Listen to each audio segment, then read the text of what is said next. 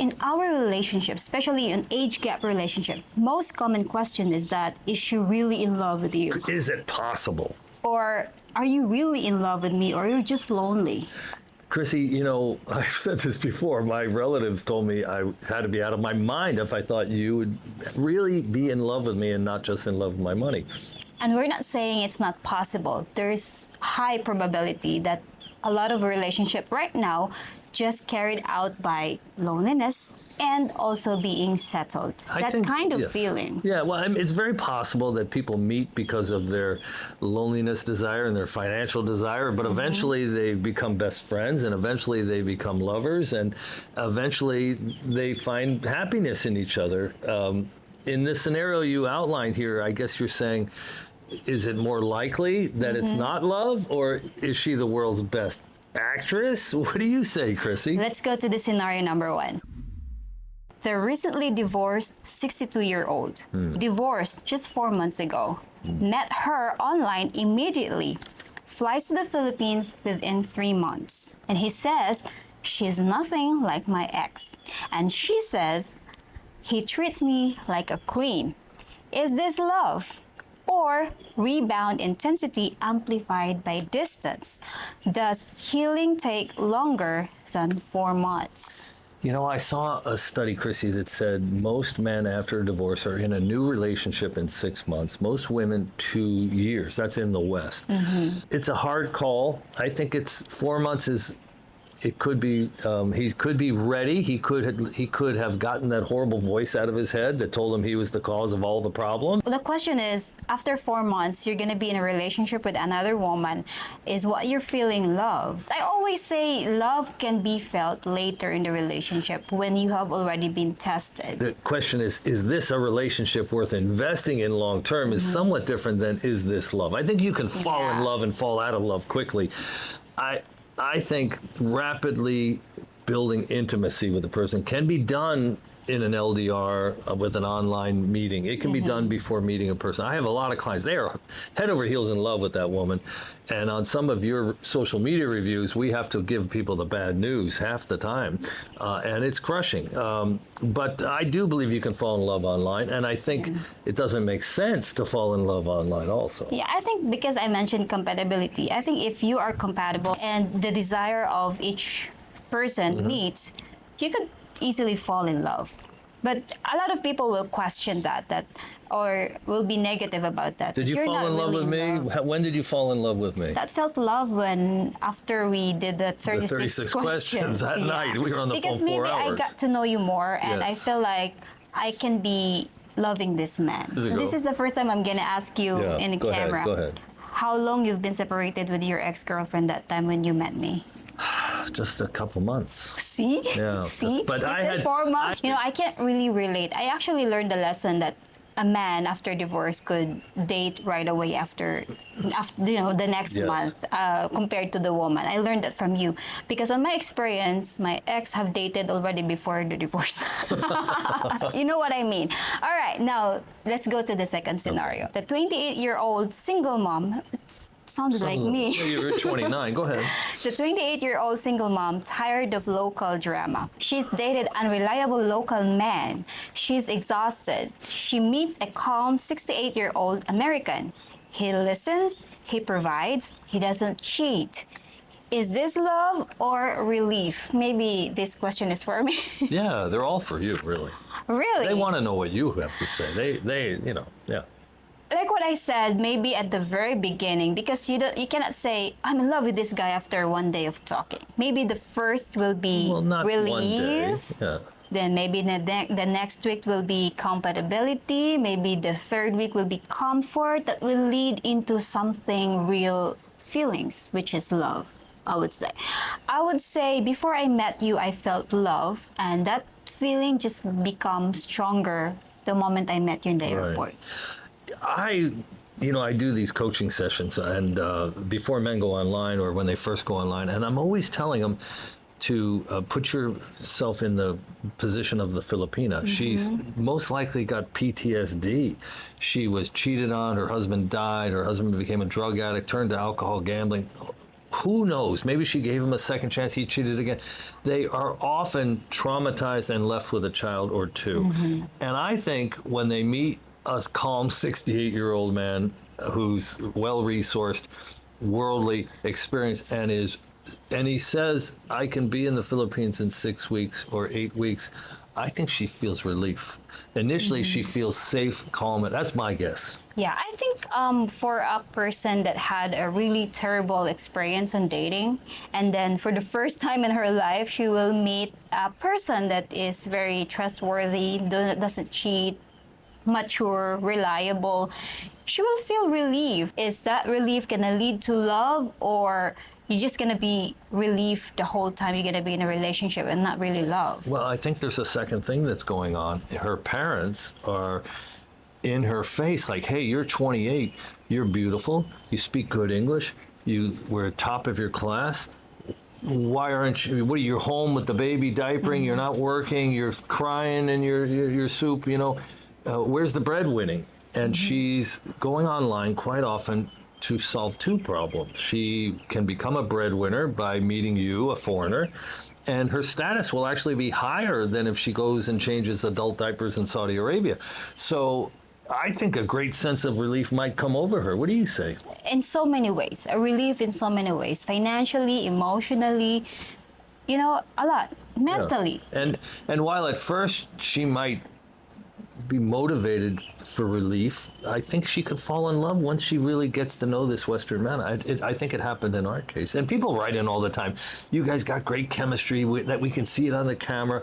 And this is one of the reasons we do these together is to see, people, when your best friend tells you you're smoking something and you don't have any brains and it's impossible, we're here living the life. We're going in our 4th year together. And we're here to say that it's possible.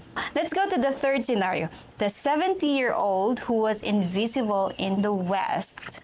A lot of you were watching that are 70 years old and felt invisible. Yes. Ignored for years, felt undesirable, now flooded with attention online. That could happen. He feels young again, desired again, alive again. Is he in love with her or in love with being wanted? He's in love with being wanted if he feels this way. And Chrissy, we know this from our hundreds of consulting sessions. When a man gets flooded with interest from Asia and he's 70, he better put on his body armor and his helmet and buckle up. If he starts interacting with incoming on Facebook, incoming on dating sites, and he starts to feel the attention and is overwhelming to him, he is in a world of trouble because he's going to get scammed more times than not. And the way we teach it, I have this last chance strategy, which is the way I met you. You have to go from abundance of all these people writing to you, lock that down and don't interact with those people, and then start to go back to scarcity and go on a hunt, a treasure hunt that could be frustrating, and you can be scammed several times. But if you're dabbling with these people who are telling you you're the best looking 70-year-old on the planet, you're looking to get hurt. I think I can relate a little bit about that because I would consider myself like a late bloomer. So when I was during my high school life, I'm not really the most charming student in the school, and I did not really receive a lot of attention, like a lot of boys that will tell me I'm pretty or whatsoever. And then when one person will just pick up your handkerchief that fell, you will feel like, oh, I'm wanted. So that kind of feeling, like you're not being wanted for a very long time, and just one move, you will misinterpret it as being wanted, but it's not really. Well, that's why so many men fall for these crazy scams. Yes. We were talking to a client just yesterday who gave several $1,000s away to a woman he never video chatted with. And we've had over 50 men admit to giving away over 100,000, 50,000, 20,000. Half of them have never video chatted the woman. They just became overwhelmed, like some sort of chemical in their brain, the fact that they could be so desired, so wanted. and they don't even bother to video chat. So it happens. Yeah, and I would say the most charming woman online mostly are scammers because that's their weapon. Online, That's how they weaponize your fantasy. Yeah. You know, to create fantasy in your mind that this woman is interested with me, Right. and then you felt Yes. like you're in love to somebody you never video chatted. You never know if it's really a woman Well, or men, not. you know, they use their eyeballs as their primary selection. Mm-hmm. So they don't think, does she have a job? Does she come from a small town? Is she college educated? Does she speak good English? And when they see somebody who's beautiful and speaks good English and claims to have no children and is 35 years old, well, they skip that step that says this is impossible. There's no such thing as a 35-year-old beautiful woman in the Philippines without children who's never been married. You know, we just had another client last week who she turned out to be married and obviously wasn't a virgin. Yeah. Yeah. You know, it's possible that a lot of 70-year-old men, somebody will tell them, you're handsome, they're already in love.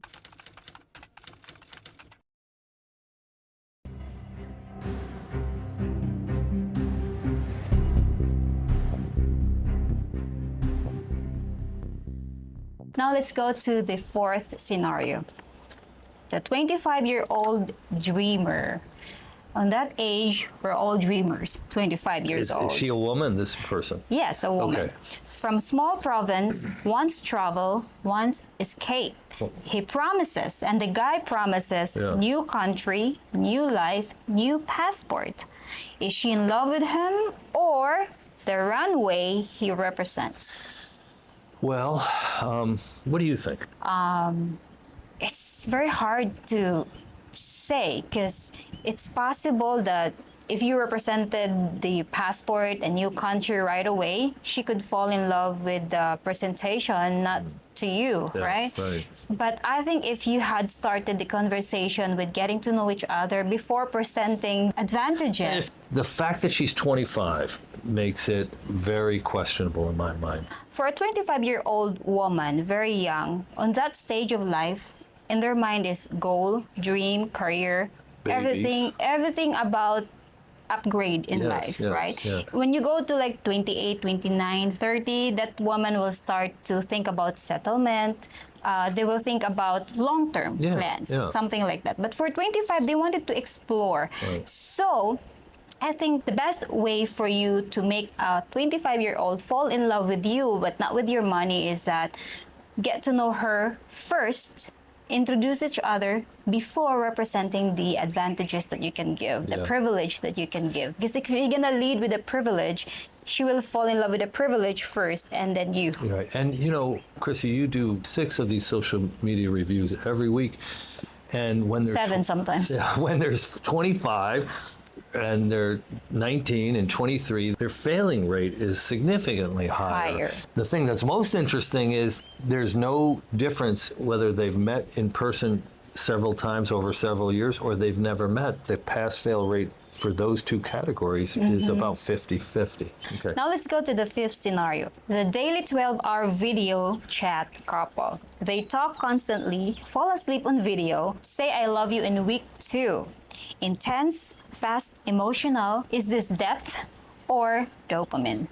Wow. You know, Chrissy, one of the things we've learned after these hundreds of consultations is that the quality and quantity of the video chat is most closely correlated to whether you're being scammed or not. No video chat, infrequent video chat, short video chats only when she says she's available, not randomly. This is a very large prediction for trouble.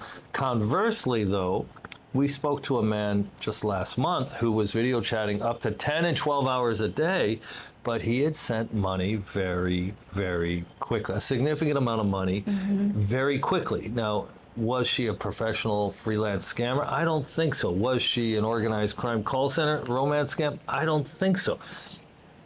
But it was very difficult to determine whether this 10 hours a day of video chat was love or was it just a response to the $500, which could be 2.5 months' pay in the Philippines. Well, that's why when you represent money, when you presented money right away in the relationship, it could make noise in the relationship. Yeah. You don't know if she's responding because she loves you or because of the possible amount that you're gonna send next week, next month, you know. And I do believe getting video chat going right away and keeping it going is important, but sometimes you need to slow down. Unless you think you found a unicorn, you need to kind of keep it a little slower so you can determine the facts and you can pick up the signal, and not because you send money, it's all noise. I have a question. Okay. Can you control the level of dopamine in your body when you met somebody that you're really attracted No. into and you talk every day? I don't think so. I really don't. I think, it's certainly not in person. When I met you, I was, the hardest thing when, after being, you strike out for days and days and days. And the way I teach it, you have to expect to strike out. You don't find a gold mine the first day you buy a shovel. It might happen at the 5-month mark, but those previous 5 months will have been very disappointing. So the day you dig your shovel in the ground and you go clink and it's something shiny and gold, you're like, the dopamine hit is crazy. And there's gonna be a relief. There's gonna be a relaxation of your concerns. Yeah. And if she's beautiful and sensitive and Filipina in her sweetness. Yeah. We just did a survey and 50% of people wanted sweetness. It was crazy. Only You don't get sweetness in the West? 6% picked intelligence. I picked intelligence. 50%. You picked intelligence? I did. I picked intelligence. Her beauty was down in the 16%. Sweetness. Well, every Filipina is sweet. I don't get it how everybody wants. Well, maybe that's why they're attracted to Filipinos. Even your loud, obnoxious next door neighbor can be sweet here in the Philippines. Everyone is sweet. It's in their nature to be syrupy sweet, non-confrontational, not too assertive. Well, you should be careful with intelligence as well, because a lot of intelligent Filipinas that are very goal-motivated, career-oriented, and mostly they're gonna be like an alpha female because they're very, very Yes. over the top intelligent. Well, if most men are desiring sweetness, 50%, and you get on a video call with a Filipina, she's going to overwhelm you with sweetness, whether she's a scammer or not. I mean, it's just, Filipinas are unlike, women are sweet in general when they're motivated. Maybe that's our natural scent. Yeah. But, so... what is our scenario here? I've lost Dopamine or okay. death. So the sweetness hits, the beauty is there. There's an age gap. She's very motivated. You haven't, you've been in the West and you've been looking at grandmas and going, nope. And then all of a sudden, this young beauty is so sweet. Dopamine hit all the way is my answer. But then over time, of course, you can go deeply in your conversation and you can learn to connect. Well, 12 hours a day might be a bit much, but Filipinos will do that. We get clients and they go, what was it? They had a family reunion. She couldn't video chat me for 2 days. What? She's cleaning the house. She's in the hospital with some condition. She can't video chat for 5 days. What? She's cleaning the house. She can't video call. She's cleaning. She can't. These are Filipinas. They can video call 10 hours a day. You give them, they have Wi-Fi and they will video chat till the cows come home. All right. Now let's go to the next scenario. Let's go to the side of the foreigner. Okay. The protective 55-year-old. He feels strong again, needed again. She calls him my king. He pays, he rescues, he leads. Is this love or hero fantasy? This is a hero fantasy. Because he is, the endorphin, the dopamine hit when you get on the white horse and you buy the new roof after the typhoon. You fix the hole in the wall. The toilet hasn't worked in 4 days, or the sink is not working. They got to walk a mile to get water. It's such small money, and there's nothing we can do in our normal Western life to get to be that kind of hero. In the West, you give $400 to a charity. Odds are the guy running the charity runs off with the money. You don't get to help people that way. It's even if you give money to the church regularly, it's very hard. We have a really good subscriber, and he comes once a year and does missions in the Philippines, and he gets to really make a contribution here in the Philippines. Yeah. And individually, men can make an immediate contribution for very, very little money, and they see the poverty, the $7 a day minimum wage. the family members who can't afford medicine, children who can't go to the doctor. When I came here in the first 3 months, your brother had like a half a golf ball sticking out of his neck. And I had met him on video, and he didn't have it. And I was like, what's up with that? And you said, oh, I can't afford to take it. It's because he was living 5 hours away with the family back then. I gave him $20. They put him on erythromycin. I took an x-ray, put him on erythromycin. Like, it took 10 days. It was gone. It's never come back. But God knows how long he would have walked around with that lump in his neck and what could have happened. Yeah. I think we should admit that sometimes when we felt like we're the hero, it feels good. You know, it feels good that we felt like we helped. But there's a lot of clients that have told us that what is $200, what is $500 help? And I will always say it's really good to help, but make sure that the person, the recipient, deserve it, you know, like, and can give benefits in return, can give love in return. Like, what's the use of you being a hero of somebody that cannot do something in return? Well, you know, I quite often a man says, "Well, I give 10%, or I'm going to give this money away anyway." Anyway. No, the rule is, and it's the golden rule: do not share the gold until you've met the person, no matter what. It is just a mistake. Once you come to the Philippines and you can see people in person, and you've met the girl in person and you want to help the family, that's another story, and you can proceed slowly.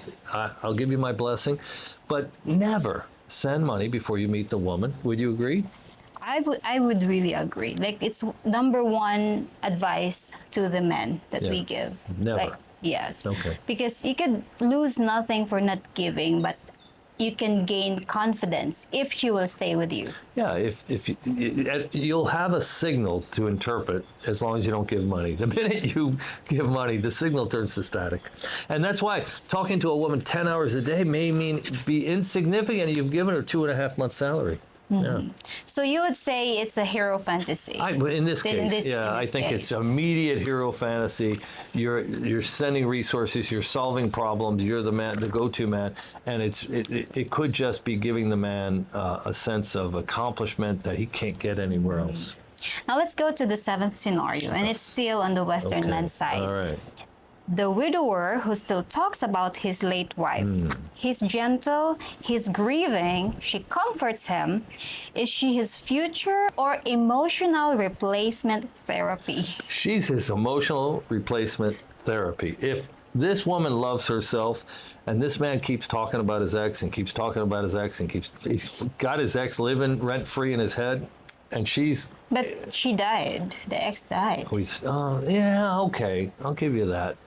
He shouldn't go online and meet someone else in Asia until he's ready to move on and leave it alone. If the woman keeps bringing it up and keep trying to get him to talk about it, I don't know that that's a good relationship to be in early in the relationship. Now, there may be many of you out there who have experienced this yourselves, and go ahead and comment below. I think the first thing a woman asks is, what happened to your last serious relationship? Or is he emotionally available? Are you emotionally available? And when someone's living rent-free in your head, it's very, very... Now, when you're a widower, there is a large, acceptance, or exclusion, or what is that word I'm looking for? Exemption. Exemption. There's a large exemption because you've really suffered and you were really in love, and you're allowed to grieve, and you're allowed to revisit that. And it may be helpful if your partner is willing to be that relationship therapist for you. But, as a rule, if you're speaking about past relationships and grievances from those relationships, things that were wonderful in the past relationship, it's not going to come across in too positive a sense. But if you're a widower, maybe. Right? Well, for a Filipina's side as well, I think there is also acceptance. And, I think for me, I can tolerate that because she died. It's not that you just broke up like recently, because that is unacceptable if you keep talking about your ex that you just broke up 2 months ago, right? But if she died, it's acceptable because it is something that is... But is it desirable.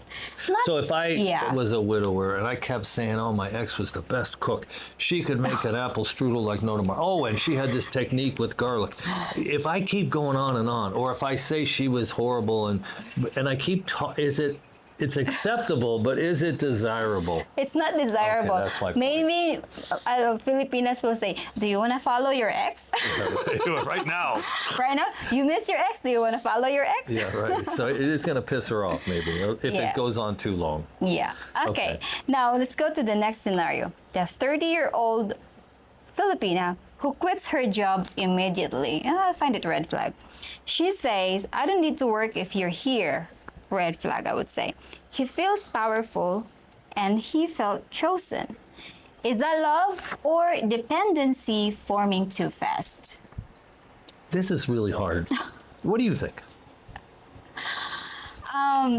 Look, we already have talked to a lot of Western men and presented that, hey Rob, what do you think about this? My girlfriend wants to quit her job because we're planning to meet and they've never met before. Yeah. And I would say it's a red flag because it's a dependency forming too fast. Yes. She did not even meet you first and not even know your chemistry together, your bonding together, and she already hinted to quit her job. So I would say it's dependency forming too fast. In our situation, because you're a little bit worried about that, you're the one who represented that if ever we were compatible in person, it's not ideal for me to work. Right. And you want me to stay with you during and join you with your retirement. Right. So that's Chrissy, different. You know, we had a client who, if it wasn't for our help, I think he would have fallen victim to a visa scam. He started video chatting the girl every day for 10 days, twice a day. And she represented that she would like to get a tourist visa to America. Yeah. And he had no clue the percentage of approval for married men is only 26%. So for a girlfriend, it's 0. And she told him it only needed like $400 to get a police background check and a medical. Yeah. And he thought that was pretty reasonable and let's proceed. And then she quit her job and told him she needed $6,000 in her bank account to make it possible. And that's when he spoke to us. And we let them know this is a very, very common scam. So you got to really watch out when they want to quit. Now, on the other hand, Chrissy, I'm very conflicted about this. Yeah. Where we live, okay, minimum wage is 480 pesos a day. It's $7 to $8, maybe $7.50 a day. And if you're in your mid to late 60s, why would you want to have your beautiful Filipina working 6 days a week on the transportation, back with the transportation, co-workers, a boss giving her grief for $7 a day? It's it's $180 a month, you know, before taxes. So if she's like, hey, it makes no sense for me, you are on pension, or a lot of guys, a third of my clients are ex-military, and they can go to the waterfalls and drive motorcycles, but they're on disability, and they have like $3,900 a month on average. And if he shares this with her, and she says, look, I don't want to be a cashier at the wet market anymore. It's 90% humidity, 90 degrees. Come on, let's get on with life. I got kids. I'd like to take care of my kid. You can't get here for 3 months. It's not.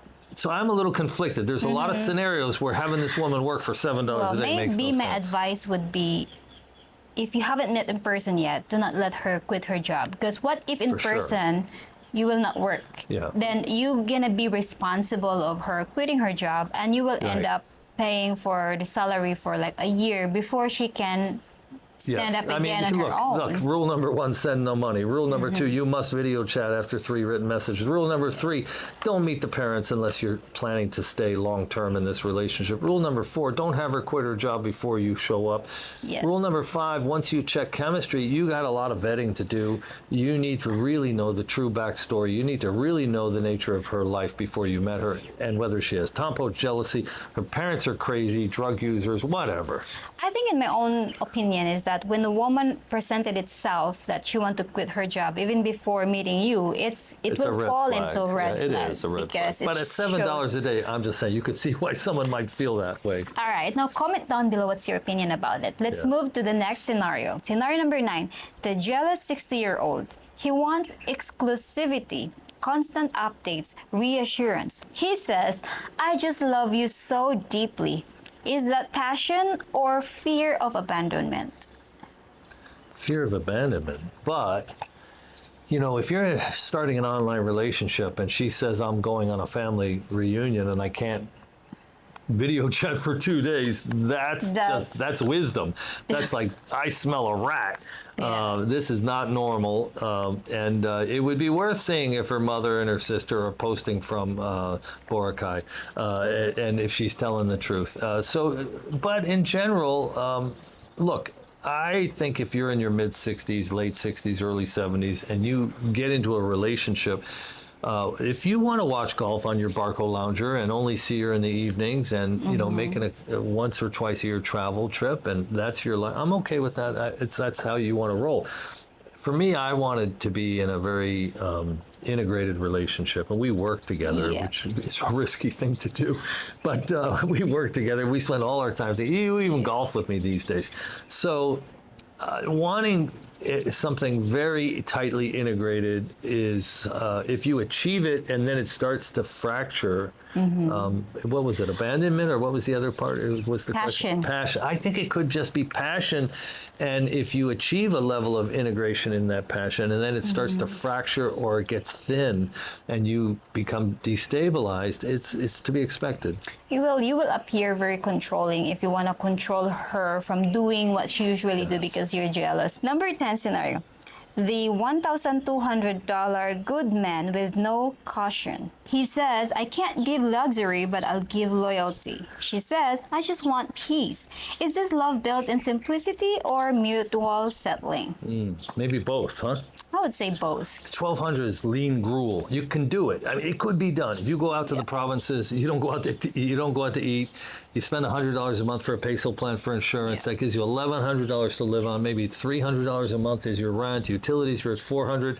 Food gets you to $700 or $800 a month. It gives you a little bit of money for a motor scooter. Yeah, I think the key word there is low maintenance Filipina. If you know, because that's an upper middle. $1,200 US a month is like an upper middle class. It's good in the Philippines, That's but like if two you will, school teachers, two like 10-year school teachers. but if you will get a really high maintenance Filipina, that's not enough. And she decides and you start introducing her to all your expat friends, and they're making the military disability retirement of $3,900. You're in big trouble. She's going to see a lot of expats who are doing a lot better than you. So you should stay in the provinces and don't socialize too much. So it's simplicity and settling. And she, you know, to be honest with you, look, who makes $1,200 a month in the Philippines? The general manager of the appliance store doesn't. Even a first-year airline pilot may only make that. That's a lot of money for a college graduate. $1,200. Who do you know makes a principal of 20 years? If you're in Manila and you are a principal after 25 years, you might make $1,000, $1,200, maybe. Yeah. So it's a lot of money. So I don't think it's quite settling, but it is. She might be truly in love, and that's a good way to test it. So which do you think of these scenarios that we talk you are in right now with your relationship? Or if you're still looking for a Filipina to settle down here in the Philippines, your big brother can help you. Well, everybody in a perfect world, Chrissy, would have an older brother who married a woman like you, and knew the Philippines, had traveled the Philippines. They could help with retirement cities, travel planning, vetting a Filipina, just to call BS when things don't smell right, and to help you get your assurances up and move forward with confidence, or take a step backward with caution. There's a link in the description box and the first pinned comment. And Chrissy, you have this 41-question relationship assessment tool. Just stop the video and put your camera on this QR code, and it'll take you right there. It resides on your device, not in the cloud. It's totally private. Test your relationship, whether you've met in person or you met online. You're thinking of moving forward. Take the first step and see what the knowledge that has been gathered from the previous hundreds and hundreds of consultations can give to you. And you have the option if you want to share the result to us, or if you want to just keep it yourself. If you are already dating with a Filipino in the Philippines through online and you want to know more about her social media, I can help you through my open source social media review. Just email us at flymetothephilippines@gmail.com, and also on the link you can set free 10 minutes call. That's right. Just call and say introduce hello, introduce yourself, tell us the issue that's troubling you, or it could be just travel or retirement, how to get across the Sky Bridge in Terminal 3. Reach out. Don't do this by yourself. Use a big brother and a little sister. Till next time. Only here from Fly Me to the Philippines.